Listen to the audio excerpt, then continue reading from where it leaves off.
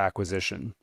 Yeah, Michael, I'm sure we'll probably hear from some of our listeners that, hey, aren't you guys doing too much on mergers and acquisitions in higher ed? But clearly, I think, and I know you think too, that this is going to probably be the story in higher ed in the next maybe decade, a little bit less, maybe even a little bit more, just because of the financial issues, the demographic issues, the cultural issues facing higher education. And what caught my eye about this one, I met Walter at a dinner this past summer, was because normally we're talking about much bigger institutions taking over smaller, struggling institutions, right? The Northeasterns of the world.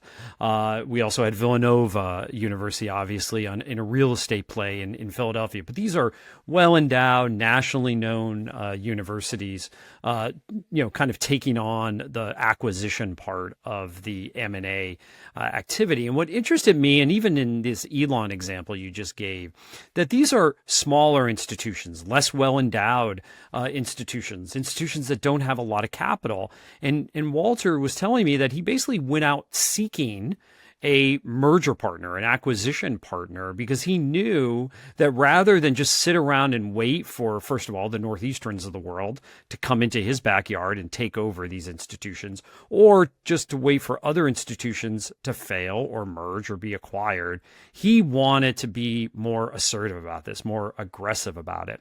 And that's what really caught my eye, is that we're talking about not the Northeasterns of the world here, but the vast majority of colleges and universities out there, that if we want M&A activity to increase, accelerate in higher ed, they're going to have to start doing this, meaning these types of institutions. So I think that's a perfect place as prelude, if you will, Jeff, to the episode we have ahead. So without further ado, I'll give it to you to welcome our guest.